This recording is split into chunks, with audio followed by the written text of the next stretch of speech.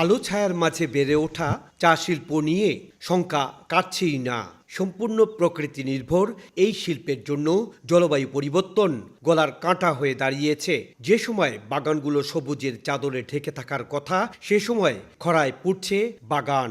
মার্চে চা পাতা তোলার মৌসুম শুরুর কথা থাকলেও এখনো তা হয়নি।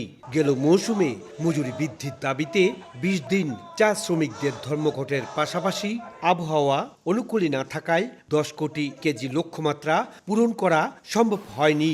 লক্ষ্যমাত্রার চেয়ে ৬২ লাখ কেজি চা কম উৎপাদন হওয়ায় ১২০ কোটি টাকা থেকে বঞ্চিত হল শিল্প।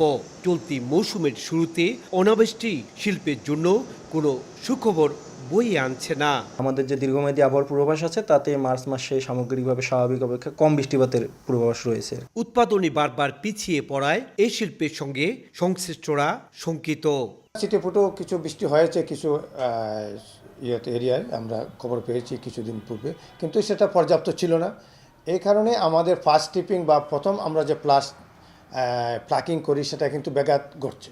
দেশে একর প্রতি চা উৎপাদনের লক্ষ্যমাত্রা নির্ধারণ করা হয় ১,৬০০ কেজি। গেল বছর দেশের অর্ধেক বাগান এই লক্ষ্যমাত্রা অর্জন করতে পারেনি। এমন পরিস্থিতিতে চা বাগানগুলোতে সেচের ব্যবস্থা নিশ্চিত করার পাশাপাশি পুরনো গাছ ফেলে নতুন জাতের চা গাছ উদ্ভাবনের তাগিদ দেন বিশেষজ্ঞরা। চা গাছ তৈরি করব যেটা খরা সহিষ্ণু, গবেষণা করে জাত উদ্ভাবন করতে পারি, তাহলে আমরা এটার একটা পার্মানেন্ট সলিউশন পাবো বলে আমি আশা করি। ২০২৩ সালে দেশের ১৬৭টি বাগানে চা উৎপাদনের লক্ষ্যমাত্রা নির্ধারণ করা হয়েছে ১০ কোটি ২০ লাখ কেজি। জলবায়ু পরিবর্তনের প্রভাবের সঙ্গে পাল্লা দিয়ে টিকতে পারছে না দেশের চা শিল্প।